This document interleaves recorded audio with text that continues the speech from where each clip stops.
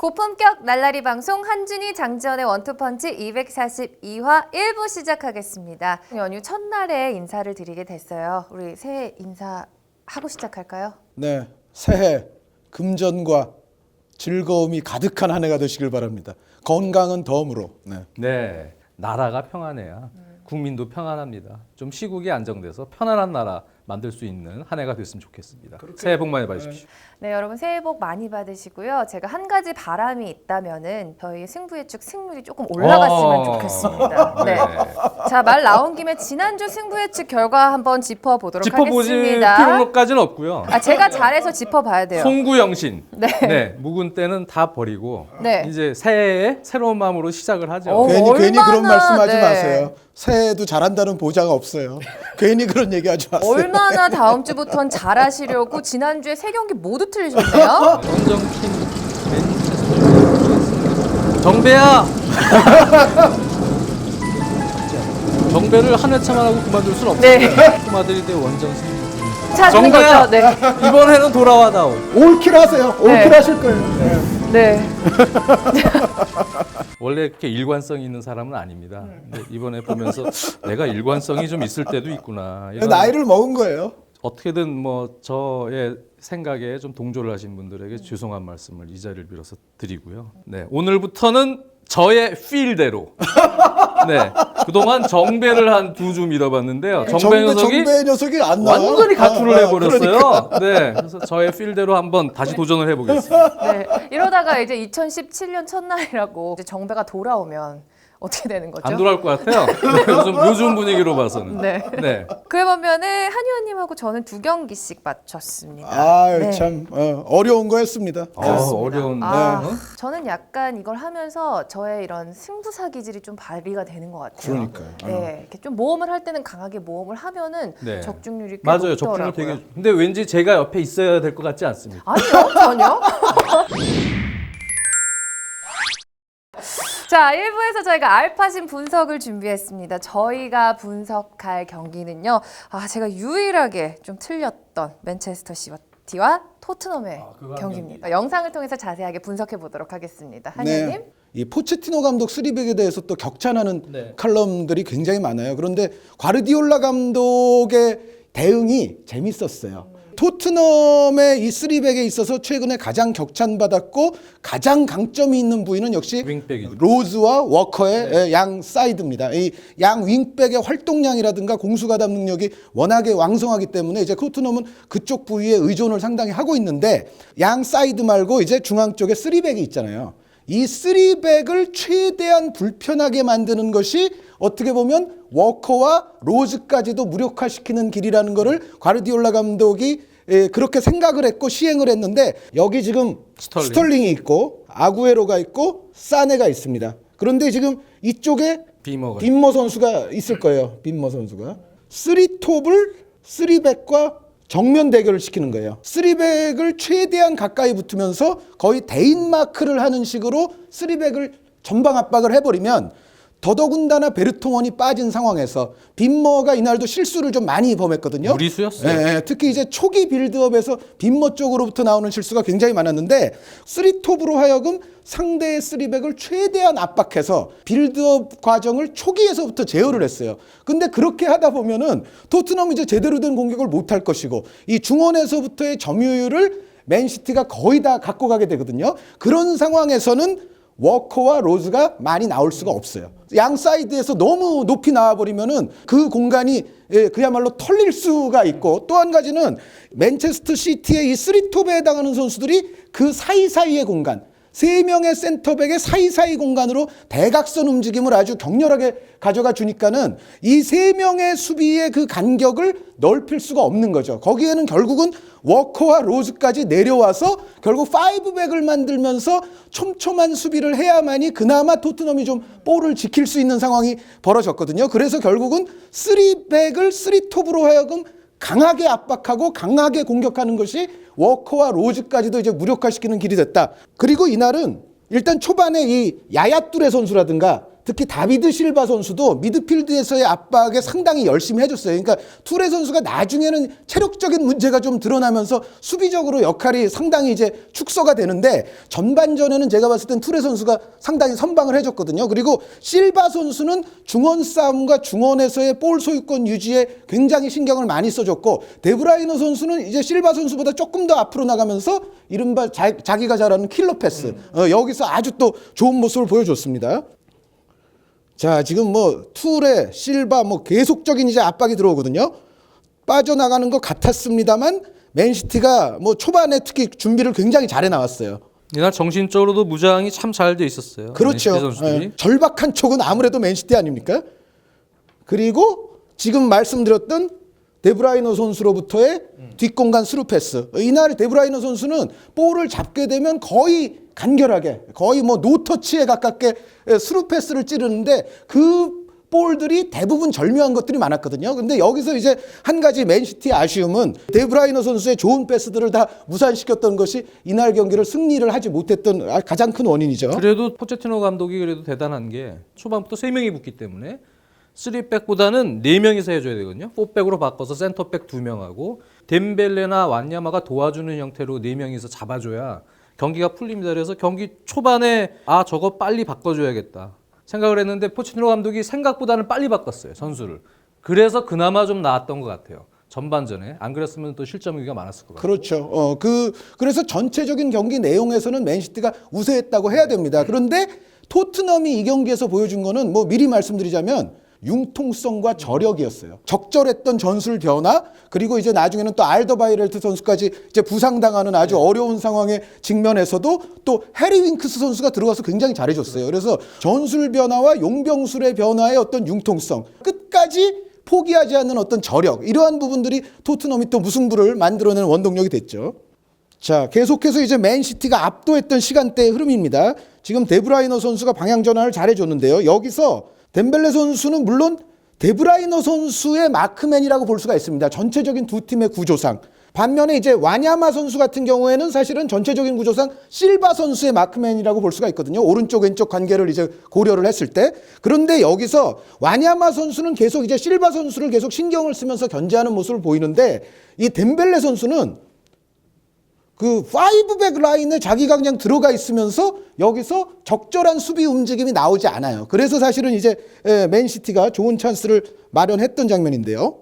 자, 지금 실바가 잡으니까 와냐마는 이제 자기 마크맨이 잡았다고 생각하고 이제 압박을 해줬어요. 그런데 볼은 통과가 됐죠. 이 상황에서 덴벨레 선수가 계속 여기에 있어요. 데브라이너 선수 쪽을 마크를 해줘야 되는 장면이거든요. 그런데 계속적으로 이 최종 수비 라인과 같은 라인을 계속 유지를 하면서 어떻게 보면 이쪽에서 벌어지는 상황을 좀 구경하고 있는 그런 셈이 돼버렸어요. 그래서 이 장면도 말씀드렸던 데브라이너의 또 아주 절묘한 스루 패스가 터졌고, 여기에 또 맨시티는 이날 칭찬받아야 될 선수가 이 사발레테 선수입니다. 사발레테 선수가 뭐 측면 오버래핑, 그리고 뭐 안쪽으로 치고 들어오는 이른바 언더래핑, 이런 것들을 시시적절하게 아주 잘해주면서 맨시티 공격에 또 윤활유가 됐었던 선수가 이 사발레테 선수였습니다. 여기서 덴벨레 선수가 점점 떨어져요. 그러다 보니까는 이쪽에 있는 선수들만으로는 이 빠져나오는 볼을 막지를 못하는 거죠, 지금. 자, 사발라테 선수의 이 마지막 돌파는 여기서는 알더바이렐트 선수의 마지막 수비가 하나 통했기 때문에 또 토트넘이 위기를 넘겼고요. 자, 그리고 이 장면이 처음에 말씀드렸던 그 3백에 대한 압박입니다. 지금 보시면은 여기 2명의 공격수가 있고, 근데 스톨링 선수는 여기 있어요, 지금은. 왜 그러느냐? 사가 여기 있기 때문에. 사발레타 선수가 지금은 오히려 윙포워드 같은 역할을 하고 있고, 사발레타 선수가 나간 자리를 오히려 스털링 선수가 지금 커버를 하고 있습니다. 그러니까 지금의 3톱은 이렇게 3명이라고 봐야 돼요. 그런데 보시면은 한 명씩 그리고 한 명씩, 이 선수가 이제 문제의 빔이거든요. 3백을 쓰는 팀이 특히 이제 현대 축구에서 빌드업을 할 때는 이렇게 넓게 퍼집니다.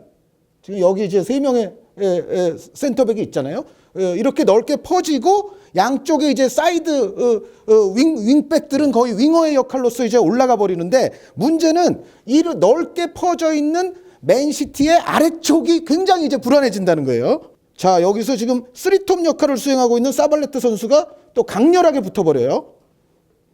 뺐습니다. 네. 무리한 플레이죠. 네. 이 장면에서 빈머 선수는 또 옐로우 카드를 받게 되고요. 그리고 이 직후에는 에릭 다이어 선수도 또 옐로우 카드를 받게 돼요. 그래서 빈머, 에릭 다이어 양 스토퍼 서야 되는 선수들이 지금 10몇 분 만에 2명이 다 옐로우 카드가 돼버립니다. 그래서 여기서부터 이제 포체티노 감독은 이거 안 되겠다 느꼈을 겁니다. 지금도 알더바이럴트 차내는데 급급하죠. 그럼 자연히 또 이제 맨시티 볼이 됩니다. 이래서 말씀드렸던 대로 뭐 실바와 데브라이너의 또 중원 활약까지 더해지면서 점유는 초반에 맨시티가 다 가져가게 되고 워커와 로즈는 그냥 5백이 돼버렸어요. 이 선수들이 사실은 이 3백 이쪽에서 빌드업이 잘 원활히 됐으면 이 선수들은 다 이렇게 공격을 해야 맞죠. 그런데 워낙에 지금 3백 자체가 상대 3톱에게 부담을 받으면서 빌드업이 안 되고 중원 점유율을 계속 먹히다 보니까는 양 측면이 올라갈래야 올라갈 수가 없습니다. 그래서 이제 결국은 토트넘이 어떤 모양새가 되어버렸냐면은 한 5-2-1-2 뭐 요 정도 형태의 모습이 아마 전반전이 전술 바꾸기 전까지는 가장 많이 나타났고 포체티노 감독의 지시에 따라서 이제 토트넘이 어떻게 변했느냐를 보시게 되면 이 장면이 딱 그거를 설명하기 위해서 여기에 에릭 다이어가 왔어요. 그렇죠. 풀백으로 바꿨어요. 네, 다이어예요, 다이어. 포치잖아요, 이름이. 포메이션을 박치유한다. 포메이션을 치유하는 포체티노 포치 감독. 지금 여기 4백이 되면서 다이어 선수를 미드필드로 썼는데 근데 이 다이어 선수를 미드필드로 올린 이후에 토트넘의 포메이션은 제가 봤을 때는 약간 애매모호해요. 후반전 손흥민 선수 들어가면서 4-2-3-1이 좀 더 이제 완벽한 포진이 됐고 이 당시에 이 토트넘의 포진은 오히려 이쪽에 조금 더 가까웠던 것 같아요. 이제 요 자리에는 에릭센이 가거나 혹은 에릭센이 내려올 때는 뭐 덴벨레가 올라갈 수도 있고 이제 그런 형태로서 약간은 좀 애매하지만 어쨌든 포인트는 다이어를 올렸다. 자, 그래서 다이어 선수를 이제 올려놓으니까 그 효과를 금방 보기 시작했어요.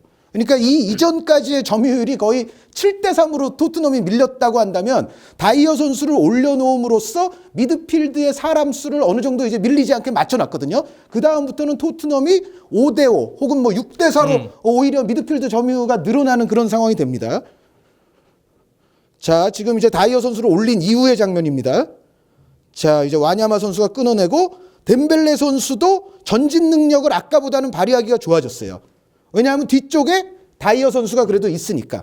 그러니까 덴벨레든 와냐마든 기회가 열리면은 이제는 뒤쪽을 좀 걱정을 덜 하면서 전진을 했고 중앙 미드필드에서 일단 3명이 버티다 보니까 여기 이제 에릭센까지도 내려와 주거든요. 덴벨레와 에릭센은 아까도 말씀드렸던 대로 덴벨레가 올라가면 에릭센이 좀 내려오고 이러한 형태가 됨으로써 전체적으로 툴레, 실바, 데브라이너가 포진하는 맨시티 이제 미들과 싸움이 된다는 얘기죠. 그래서 토트넘이 비로소 점유가 늘어나기 시작했고 여기에 또 중요한 효과는 중원에서의 점유가 늘어나다 보니까 이제는 사이드가 올라올 수가 있습니다. 전반에 이전까지는 이 앞쪽에 에릭센, 델리알리, 해리케인이 그냥 전술적 역할 수행을 하지 못하고 잉여로 도는 시간이 상당히 많았습니다. 효율성이 올라간 거네요. 여기 이제 아구에로 선수가 좀 내려와 있잖아요. 그렇죠. 수비수들. 그런데 다이어 선수가 이제 수비형 미드필더가 됐으니까 방어가 가능하죠. 그리고 나머지는 맨시티가 3명, 토트넘도 3명입니다. 그러니까 아까 같은 5백에 뭐 이런 식이 나오지 않는다는 거죠. 토트넘이.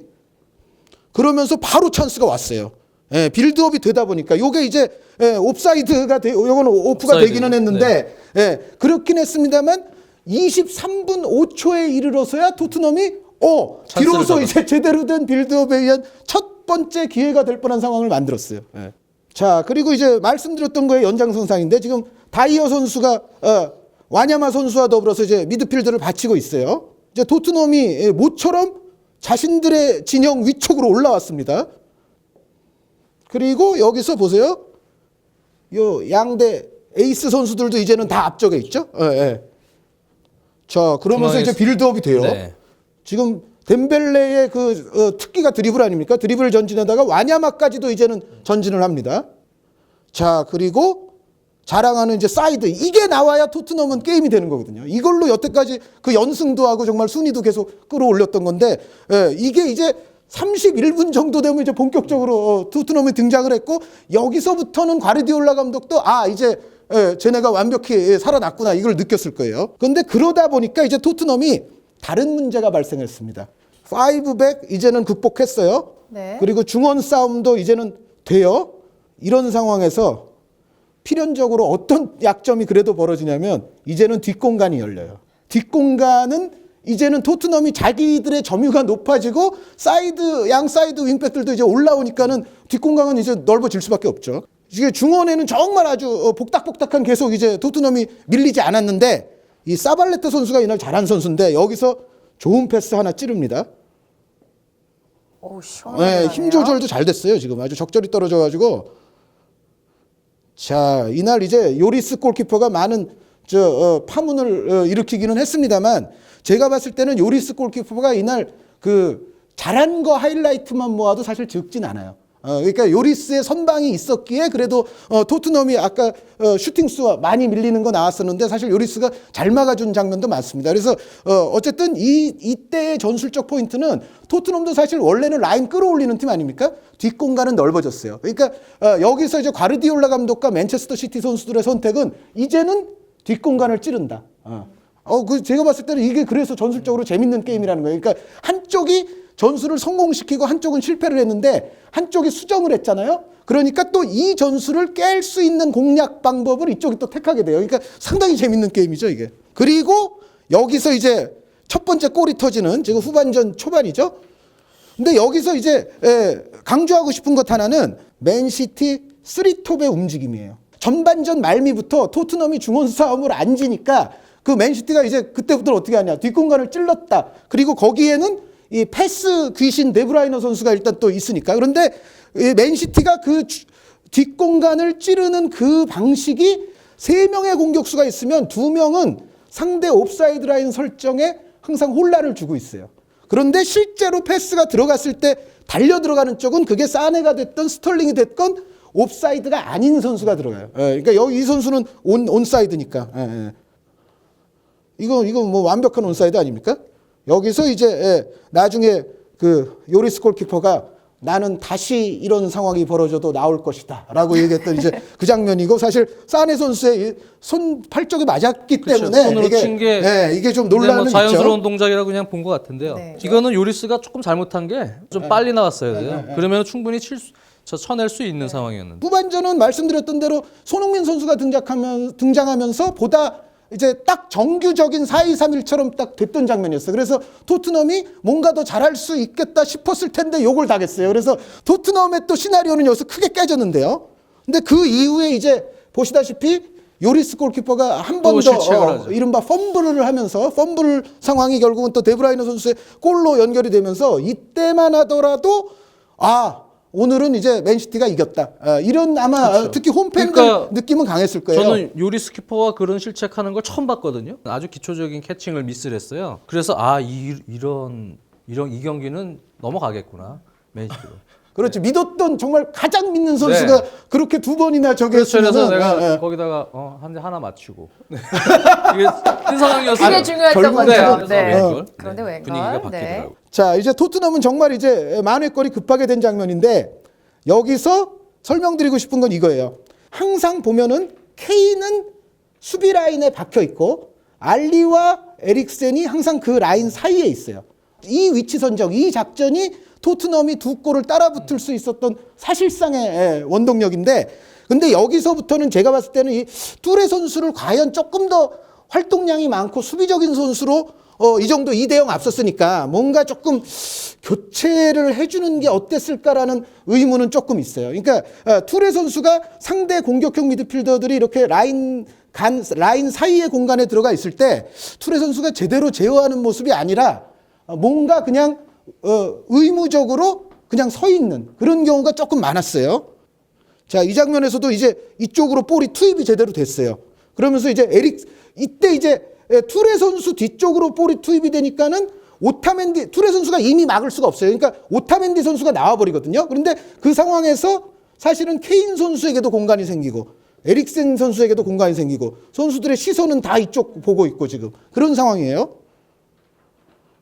여기서 케인이 한번 받아주고 실바가 혼신의 힘을 다해서 끊어내기는 했는데 에릭센에게 연결됐던 게 아니라 이게 토트넘의 자랑인 카일 워커에게 연결이 됐습니다.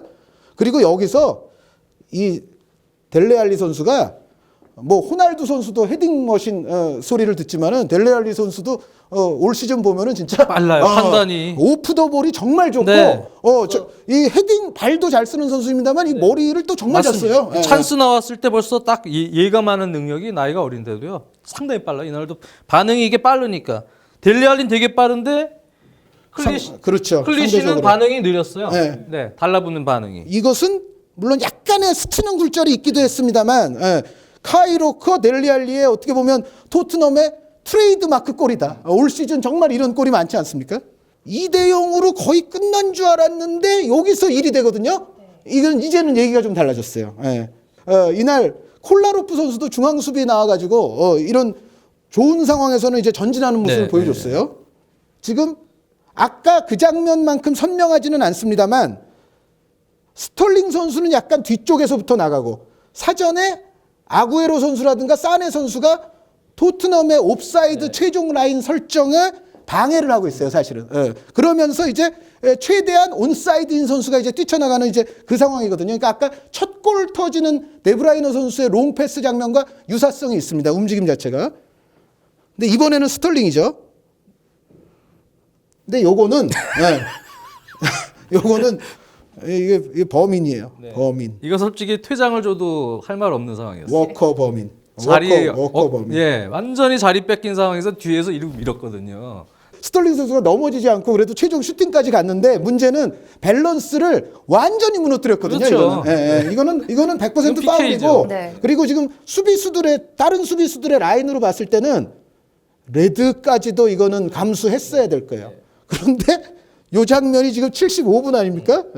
스털링도 좀 안타까운 게 이게 좀 노려냈으면 네, 본인이 약간 이렇게 리액션이. 그리고 나서도 넘어져야 되거든요. 그 리액션하고 해야 되는데 그냥 자기는 무슨 오뚜기예요? 네, 중심이 없는 상황에서 나는 슈팅을 해고 이게 정상적인 행위처럼 하니까 심판이 이게 그냥 그러고 그냥 넘어갔거든요. 이게 첼시 팬임에도 불구하고 정배자의 이게 그 안타까움이죠. 근데 이게 축구가 참 묘한 게 요런 장면이 있고 직후에는 꼭 그 찬스를 잃어버린 팀이 안 좋은 일을 당하는 경우들이 있어요. 그러니까 지금 76분 때요. 아까 1분도 안 돼요, 지금. 근데 여기서 야, 손흥민 선수 움직임이 기가 막혔어요. 기가 막혔죠. 네. 근데 지금도 보세요. 제가 여기서 왜 멈췄느냐? 아까와 똑같아요. 케인 선수는 수비수들의 라인에 들어가 있고 두 명의 어태킹 미드필더 2AM의 위치 그리고 아까와도 마찬가지지만 야야 뚜레의 좀 굼뜬 수비. 자, 그래서 결국은 이 볼이 자, 여기서 들어가죠. 에릭센에게 전달이 됐죠. 그런데 손흥민 선수가 처음에 후반전 시작할 때는 이쪽 지역에서 이제 왼쪽에서 출발을 했다가 후반전이 이제 중반 정도로 넘어오면서 뭐 오른쪽 혹은 뭐 중앙 계속 이제 알리 선수, 케인 선수와 위치를 바꿔가면서 모습을 드러냈는데 이때 마침 또 오른쪽에 위치할 때였는데 여기서 정말로 기가 막힌 이거는 진짜 그레이트 팀 골이에요. 네. 손흥민 선수가 물론 마무리를 정말 잘했고 케인 선수의 절묘한 패스도 있었습니다만 아까 출발점에 말씀드렸던 그 두 명의 공격형 미드필더의 적절한 위치 선정부터 시작돼서 유기적으로 모든 것이 맞아떨어진 위대한 팀콜이었다. 이렇게 평가가 됩니다. 이제 투레 선수는 에릭센 선수를 따라가기 시작하거든요. 그런데 이미 여기서 손흥민 선수와 에릭센 선수가 위치를 바꾸는 것까지는 제어하는 선수가 없어요. 지금 보시면은 다른 선수들이 다 멀리 그나마 따라붙고 있는 게 지금 실바 선수인데 사실은 어떻게 보면 실바 선수가 지금 여기 가깝지 않습니까? 에릭센 선수에. 그러면은 손흥민 선수의 이동 공간은 투레 선수가 커버를 해줬어야 되지 않을까. 물론 이상적인 상황이라면. 그런데 쉽지 않죠. 워낙에 지금은 토트넘이 유기적인 움직임이 좋았기 때문에 이 스위칭에서는 아마 그 어떤 수비가 와도 사실은 좀 어려웠다고 생각이 됩니다.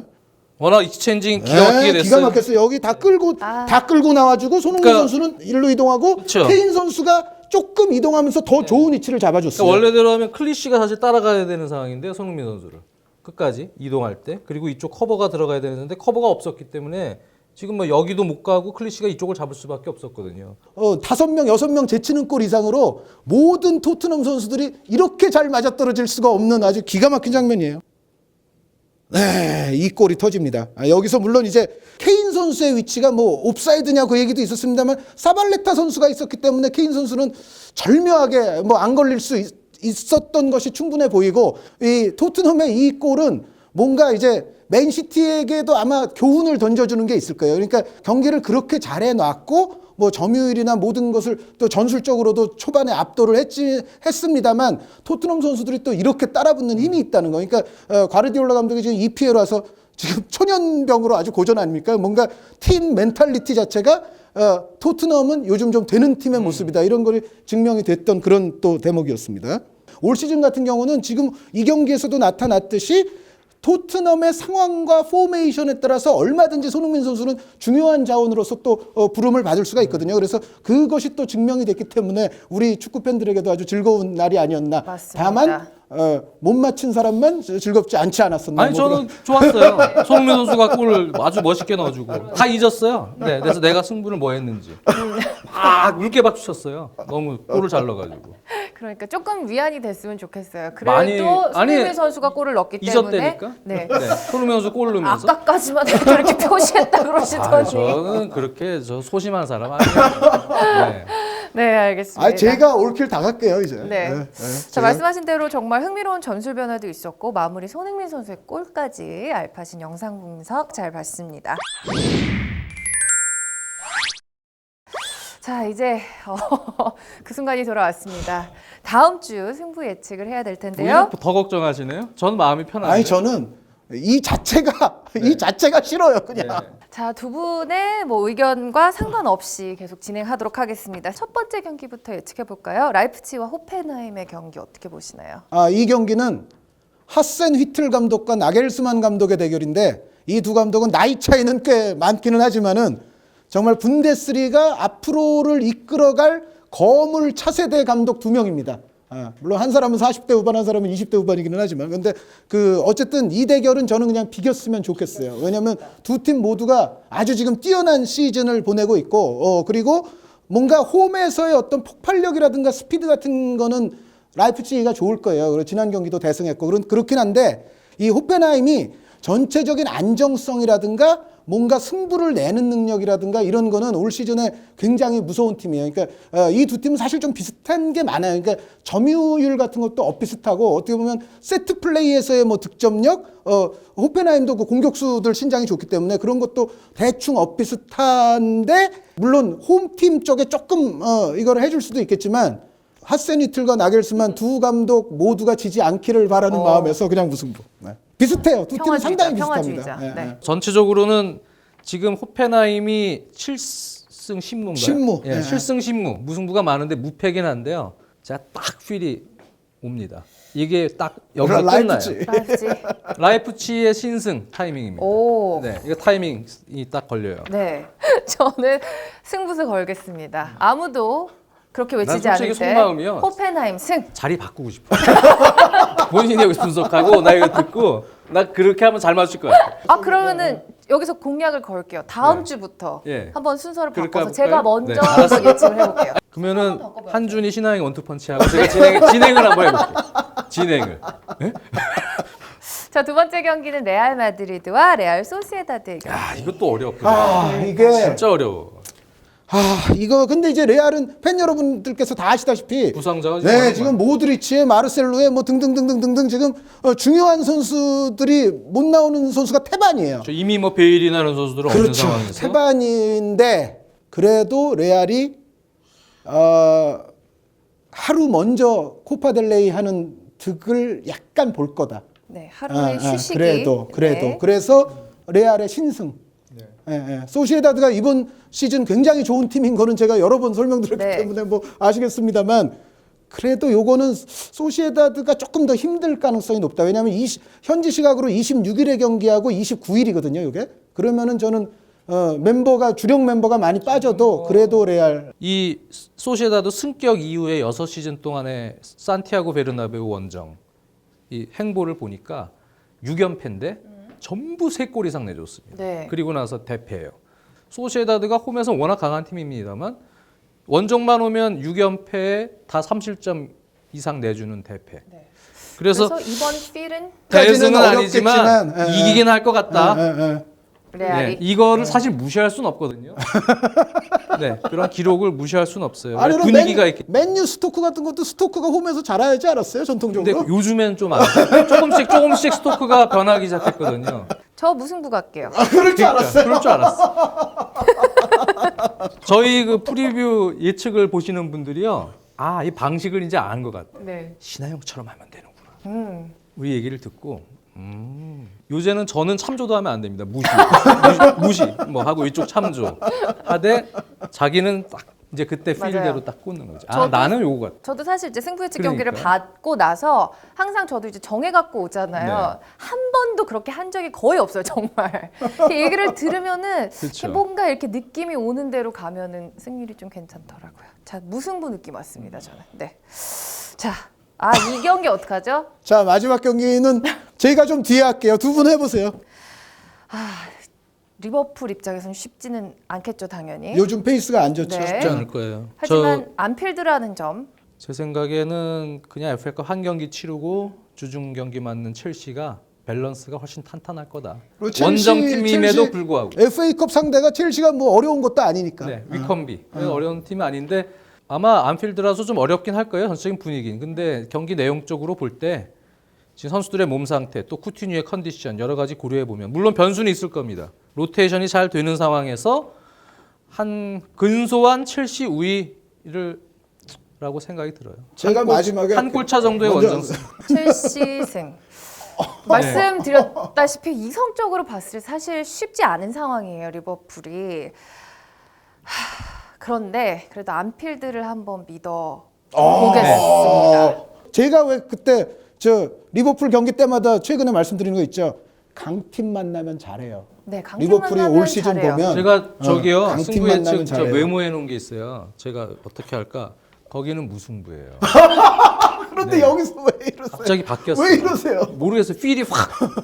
어? 아주 힘들게 리버풀이 승리를 할 것이라고 믿어보겠습니다. 네. 네. 네 마지막으로 제가 하겠습니다. 무승부 하실 거예요. 아닙니다. 어? 제가 첼시? 첼시 넥타이를 메고 왔습니다. 오. 이거 첼시 이거 맞습니다. 2008년 버전 이거 같은데요? 뭐 버전은 모르겠는데 첼시 맞아요 이거. 이 넥타이? 진품이에요. 네. 네. 제가 매 시즌마다 거의 첼시 넥타이 버전이 있어요. 제 생각에도 리버풀이 약간 무리일 것 같은 느낌이 듭니다. 그러니까 아용 MC 말씀대로 되려면 리버풀이 한 2골 먼저 넣어야 돼요. 네.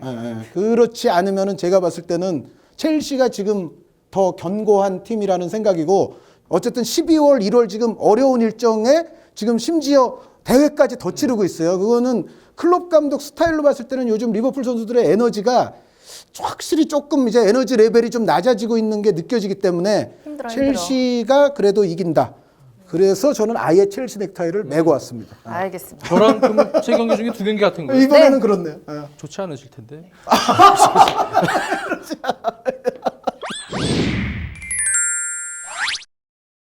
자, 승부 예측 경기 저희 예측 정리해 드리도록 하겠습니다. 첫 번째 경기 라이프치히와 호펜하임의 경기. 한위원님은 개인적인 바람을 담아서 무승부, 장지연 해설위원님은 라이프치히의 신승, 그리고 저는 한번 승부수를 던져보겠습니다. 호펜하임 승리 받습니다. 자, 레알 마드리드와 레알 소시에다드의 경기. 한의원님 레알 마드리드 승, 장의원님도 마찬가지 레알 마드리드 승, 그리고 저는 이 두 분의 의견을 종합해서 무승부 가도록 하겠습니다. 마지막 경기 리버풀과 첼시의 경기. 한의원님 첼시 승리, 장지현 해설위원님 첼시 승리, 그리고 저만 리버풀 승리 받습니다. 근데 이번 세 경기가요. 솔직히 그 추천해주고 싶은 경기가 절대 아니에요. 다 맞아요. 버려야 되는 이세 경기예요. 경기는 터치하지 네, 마십시오. 다 버려야 되는 변수가 게 너무 많죠. 그만큼 너무 어려운 경기 세 경기를 좀 주셨어요. 네. 우리가 그래도 예를 들어 승무패 이렇게 하나씩 할 때는 뭔가 하나 할 수 있는데 그렇죠. 요번 같은 경우는 심지어 우리가 다 날아갈 수도 있어요. 비사이로 막 가는 거 결과가 나오면 그럴 수도 있어요. 심하게 승부수를 좀 던졌다는 생각이 드는데 아니요. 자, 저희 1부 여기서 마치도록 하겠습니다. 저희는 연휴 마지막 날인 월요일에 다시 찾아오도록 하겠습니다.